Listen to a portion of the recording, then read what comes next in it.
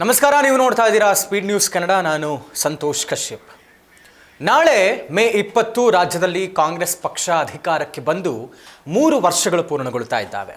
ಇವರು guarantee ಸ್ಕೀಮ್ಗಳನ್ನು announce ಮಾಡಿ guarantee ಯೋಜನೆಗಳ ಮುಖಾಂತರವೇ ಜನರನ್ನು ಓಲೈಸಿ ಅಧಿಕಾರಕ್ಕೆ ಬಂದಂಥದ್ದು. 130ಕ್ಕೂ ಹೆಚ್ಚು ಸೀಟುಗಳನ್ನು ಗೆದ್ದು ಕಾಂಗ್ರೆಸ್ ಪಕ್ಷ ಅಧಿಕಾರವನ್ನು ಹಿಡಿದು ಸಿದ್ದರಾಮಯ್ಯನವರು ಮುಖ್ಯಮಂತ್ರಿಗಳಾದರು, ಡಿ ಕೆ ಶಿವಕುಮಾರ್ ಅವರು ಉಪಮುಖ್ಯಮಂತ್ರಿಗಳಾದರು. ಹೀಗಾಗಿ 3 ವರ್ಷವನ್ನು ಪೂರೈಸಿದಂಥ ಹಿನ್ನೆಲೆ ಇವತ್ತು ತುಮಕೂರಿನಲ್ಲಿ ಕಾಂಗ್ರೆಸ್ ಸಾಧನಾ ಸಮಾವೇಶವನ್ನು ಮಾಡ್ತಾ ಇದೆ. ಇವರು ಹೇಳ್ತಾ ಇರುವಂಥದ್ದು, ಪರಮೇಶ್ವರ್ ಅವರೇ ಇದರ ಸಂಪೂರ್ಣವಾದಂಥ ಜವಾಬ್ದಾರಿಯನ್ನು ವಹಿಸಿಕೊಂಡಿದ್ದಾರೆ, ಗೃಹ ಸಚಿವರು. ಇವರು ಹೇಳ್ತಾ ಇದ್ರು, ಇದು ಕಂಪ್ಲೀಟ್ಲಿ ಸರ್ಕಾರಿ ಕಾರ್ಯಕ್ರಮ, ಯಾವುದೇ ಥರದ ಕ್ರೆಡಿಟ್ಸ್ ತಗೊಳ್ಳುವಂತಹ ಯಾರದ್ದೇ ವೈಯಕ್ತಿಕವಾದಂತಹ ಕಾರ್ಯಕ್ರಮ ಇದೆಲ್ಲ ಅನ್ನುವಂಥದ್ದನ್ನು ಹೇಳ್ತಾ ಇದ್ರು. ಇದರ ಹಿಂದೆ ಒಂದಷ್ಟು ರಾಜಕೀಯ ಲೆಕ್ಕಾಚಾರ ಇದೆ ಅನ್ನುವಂಥ ಚರ್ಚೆಗಳು ಕೂಡ ರಾಜಕೀಯ ಪಡಸಾಲಿಯಲ್ಲಾಗ್ತಾ ಇದೆ. ಯಾಕೆ ಅಂತ ಹೇಳಿದ್ರೆ, ಇಲ್ಲಿಯ ತನಕವೂ ಸರ್ಕಾರ ಅಧಿಕಾರಕ್ಕೆ ಬಂದಾಗಿನಿಂದಲೂ ಕೂಡ ಬಹಳಷ್ಟು ಬಾರಿ ಎಲ್ಲೆಡೆಯೂ ಕೂಡ ಚರ್ಚೆ ಆಗಿರುವಂಥ ವಿಚಾರ ಮುಖ್ಯಮಂತ್ರಿ ಬದಲಾವಣೆ. ಆರಂಭಿಕ ದಿನಗಳಲ್ಲಿ ಅಧಿಕಾರವನ್ನು ಹಿಡಿಯುವಾಗ ಹೈಕಮಾಂಡ್ ಮಟ್ಟದಲ್ಲಿ ಸಿಎಂ ಮತ್ತು ಡಿಸಿಎಂ ನಡುವೆ ಒಂದು ಒಪ್ಪಂದ ಆಗಿದೆ. ಅದರ ಪ್ರಕಾರವಾಗಿ 3 ವರ್ಷ 2 ವರ್ಷ ಉಳಿದಿರುವಂಥ 2 ವರ್ಷಗಳ ಕಾಲಾವಧಿಗೆ ಮುಖ್ಯಮಂತ್ರಿಯಾಗಿ ಡಿ ಕೆ ಶಿವಕುಮಾರ್ ಅವರ ಅಧಿಕಾರವನ್ನು ಹಿಡಿಯಬೇಕು ಅನ್ನುವಂಥ ಒತ್ತಡವನ್ನು ಎಲ್ಲರೂ ಕೂಡ ಡಿ ಕೆ ಅವರ ಪರವಾದಂತಹ ಶಾಸಕರು ತಂದರು. ಡಿ ಕೆ ಬ್ರದರ್ಸ್ ದೆಹಲಿಯಲ್ಲಿ ವಾಸ್ತವ್ಯವನ್ನು ಹೂಡಿ ಏನೆಲ್ಲ ಕಸರತ್ತು ಮಾಡೋಕ್ಕೆ ಸಾಧ್ಯ ಎಲ್ಲವನ್ನೂ ಮಾಡಿದ್ರು. ಅಟ್ ದ ಸೇಮ್ ಟೈಮ್ ಸಿದ್ದರಾಮಯ್ಯನವರು ಕೂಡ ಅಧಿಕಾರವನ್ನು ಬಿಟ್ಟುಕೊಡೋದಕ್ಕೆ ಸಿದ್ಧರಿಲ್ಲ. ನನ್ನದು ಇದು ಲಾಸ್ಟ್ ಟರ್ಮ್, ಹೀಗಾಗಿ ನಾನು ಅಧಿಕಾರವನ್ನು ಬಿಟ್ಟುಕೊಡೋದಿಲ್ಲ, ಕಂಪ್ಲೀಟ್ಲಿ ನಾನೇ 5 ವರ್ಷವನ್ನು ಮುಗಿಸ್ತೇನೆ ಅನ್ನುವಂಥ ಒಂದು ಲೆಕ್ಕಾಚಾರ. ಇಷ್ಟೆಲ್ಲ ಆಗ್ತಾ ಇದ್ರು ಕೂಡ ಹೈಕಮಾಂಡ್ ನಾಯಕರು ಕರ್ನಾಟಕ ರಾಜ್ಯದ ಈ ಒಂದು ಬೆಳವಣಿಗೆ ಇಷ್ಟೆಲ್ಲ ಆಗ್ತಾ ಇದ್ರು, ಯಾವುದೇ ಥರದ ನಿರ್ಧಾರವನ್ನು ಕೈಗೊಂಡಿರಲಿಲ್ಲ, ಮೌನವನ್ನು ಮುರಿದಿರಲಿಲ್ಲ.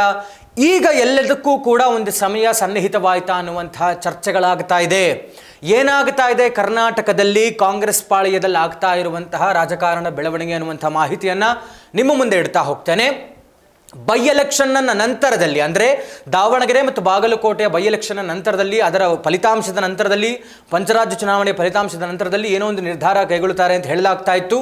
ಅದರಲ್ಲೂ ಕೂಡ 2 ಬೈ ಎಲೆಕ್ಷನ್ನ ಕ್ಷೇತ್ರಗಳು ಕಾಂಗ್ರೆಸ್ನ ಪಾಲಾಯಿತು.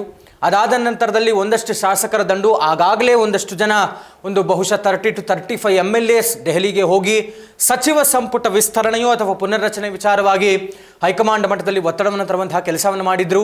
ಹೀಗಾಗಿ ಈ ತಿಂಗಳ ಅಂತ್ಯದ ಒಳಗಡೆ ಸಚಿವ ಸಂಪುಟ ವಿಸ್ತರಣೆ ಆಗಬೇಕು ಅಥವಾ ಸಚಿವ ಸಂಪುಟ ಪುನರ್ರಚನೆ ಆಗಬೇಕು.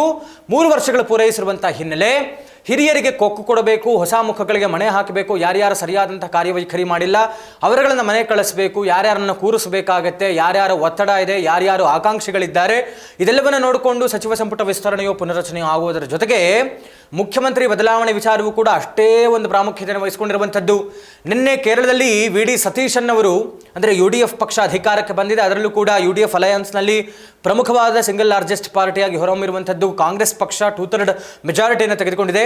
ನಿನ್ನೆ ವಿ ಡಿ ಸತೀಶನ್ ಅವರು ಕೇರಳದ ನೂತನ ಮುಖ್ಯಮಂತ್ರಿಯಾಗಿ ಪದಗ್ರಹಣವನ್ನು ಮಾಡಿದ್ರು. ಅದರಲ್ಲಿ ಮಲ್ಲಿಕಾರ್ಜುನ್ ಖರ್ಗೆ ಅವರು ಭಾಗಿಯಾಗಿದ್ದರು, ರಾಹುಲ್ ಗಾಂಧಿ ಅವರು ಬಂದಿದ್ದರು, ಕರ್ನಾಟಕದಿಂದ ಸಿದ್ದರಾಮಯ್ಯನವರು ಮತ್ತು ಡಿ ಕೆ ಶಿವಕುಮಾರ್ ಅವರು ಕೂಡ ಭಾಗಿಯಾಗಿದ್ದರು ಕೇರಳದ ನೂತನ ಮುಖ್ಯಮಂತ್ರಿ ಪದಗ್ರಹಣ ಸಮಾರಂಭದಲ್ಲಿ. ಅಲ್ಲಿ CM ಸಿದ್ದರಾಮಯ್ಯನವರು ಮತ್ತು ಡಿ ಕೆ ಶಿವಕುಮಾರ್ ಅವರು ಇಬ್ಬರೂ ಕೂಡ ಪ್ರತ್ಯೇಕವಾಗಿ ರಾಹುಲ್ ಗಾಂಧಿ ಅವರನ್ನ ಭೇಟಿ ಮಾಡಿದಾರಂತೆ. ರಾಹುಲ್ ಗಾಂಧಿ ಅವರನ್ನ ಭೇಟಿ ಮಾಡಿ ಆದಷ್ಟು ಬೇಗ ಈ ಒಂದು ವಿಚಾರಕ್ಕೆ ತೆರೆ ಎಳೆಯುವಂತಹ ಕೆಲಸವನ್ನು ಮಾಡಿ ಅನ್ನುವಂಥ ಒತ್ತಡವನ್ನು ತಂದಿದ್ದಾರಂತೆ. ಈ ಒಂದು 30ರ ಒಳಗಡೆ CM ಮತ್ತು DCM ಇಬ್ಬರಿಗೂ ಕೂಡ ಬುಲಾವ್ ಬಂದಿದೆ ಅಂತ ಹೈಕಮಾಂಡ್ ನಾಯಕರಿಂದ ದೆಹಲಿಗೆ ಬರಬೇಕು ಅಂತ. ಬಹುಶಃ ನಿರೀಕ್ಷೆ ಇರುವಂಥದ್ದು ಡಿ ಕೆ ಬಣದವರಿಗೆ ನಮ್ಮವರು, ಅಂದರೆ ಡಿ ಕೆ ಶಿವಕುಮಾರ್ ಅವರು ಮುಖ್ಯಮಂತ್ರಿ ಆಗಲಿ ಅಂತ, ಸಿದ್ದರಾಮಯ್ಯನವರ ಬಣದವರಿಗೆ ಸಿದ್ದರಾಮಯ್ಯನವರೇ ಮುಂದುವರಿಯಲಿ, ಡಿ ಕೆ ಶಿವಕುಮಾರ್ ಆಗಬಾರ್ದು ಅನ್ನುವಂಥ ಒತ್ತಡ ಇದೆ. ಈ ಮಧ್ಯೆ ಅಹಿಂದಾಸ್ತ್ರಗಳ ಪ್ಲೇ ಆಗ್ತಾ ಇದೆ. ಏನೇನೆಲ್ಲ ಆಗಬಹುದು ರಾಜ್ಯ ರಾಜಕಾರಣದಲ್ಲಿ. 3 ವರ್ಷಗಳ ಇವರ ಸಾಧನೆ ಶೂನ್ಯ ಅಂತ ವಿಪಕ್ಷಗಳಾದಂಥ BJP ಮತ್ತು JDS ಹೇಳ್ತಾ ಇದೆ. ಅಟ್ ದ ಸೇಮ್ ಟೈಮ್ ಈ ಮುಖ್ಯಮಂತ್ರಿ ಬದಲಾವಣೆ ಕುರ್ಚಿ ಕಿತ್ತಾಟದಲ್ಲೇ ಕಾಲ ಕಳೆದು ಬಿಡ್ತಾರಾ, ಏನಾದರೂ ಜನಪರವಾದಂಥ ಕೆಲಸವನ್ನು ಕಾಂಗ್ರೆಸ್ ಪಕ್ಷ ಮಾಡುತ್ತಾ, ಹೀಗೆ ಬೇಕಾದಷ್ಟು ಚರ್ಚೆಗಳು ಕಾಂಗ್ರೆಸ್ ಪಾಳೆಯದಲ್ಲಿ ರಾಜಕೀಯ ಪಡಸಾಲೆಯಲ್ಲಿ ಆಗ್ತಾ ಇದೆ. ಒಟ್ಟಾರೆ ಮೇ 30ರ ಒಳಗಡೆ ಹೈಕಮಾಂಡ್ ನಾಯಕರು ಕಾಂಗ್ರೆಸ್ನ ವಿಚಾರದಲ್ಲಿ, ರಾಜ್ಯ ರಾಜಕಾರಣದ ವಿಚಾರದಲ್ಲಿ ಏನಾದರೂ ಒಂದು ಗೊಂದಲವನ್ನು ಸರಿಪಡಿಸಿ ಸ್ಪಷ್ಟವಾದಂಥ ನಿರ್ಧಾರಕ್ಕೆ ಬರ್ತಾರಾ? ಏನು ನಿರ್ಧಾರವನ್ನು ಕೈಗೊಳ್ತಾರೆ? ಸಚಿವ ಸಂಪುಟ ವಿಸ್ತರಣೆ ಆಗುತ್ತಾ, ಪುನರ್ರಚನೆ ಆಗುತ್ತಾ, ಮುಖ್ಯಮಂತ್ರಿ ಸಿದ್ದರಾಮಯ್ಯನವರು ಇಳಿತಾರಾ, ಡಿ ಕೆ ಶಿವಕುಮಾರ್ ಅವರು ಮುಖ್ಯಮಂತ್ರಿ ಆಗ್ತಾರಾ? ಇದೆಲ್ಲವನ್ನು ಕೂಡ ನಾವು ಕಾದು ನೋಡಬೇಕಾಗಿದೆ. ಇದಾಗಿತ್ತು ಇವತ್ತಿನ ವಿಶೇಷ. ನೋಡ್ತಾ ಇರಿ ಸ್ಪೀಡ್ ನ್ಯೂಸ್ ಕನ್ನಡ, ಸುದ್ದಿ ನಿಮ್ಮದು, ವೇಗ ನಮ್ಮದು.